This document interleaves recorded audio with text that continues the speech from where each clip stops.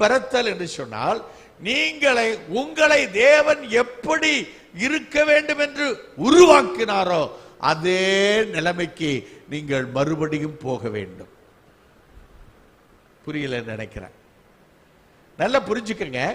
உங்களை என்ன காரியத்திற்காக எதற்காக உருவாக்க வேண்டும் என்று எப்படி உருவாக்கினாரோ அதே நிலைமைக்கு நீங்கள் மறுபடியும் போக வேண்டும். அதுதான் மறுபிறத்தல்.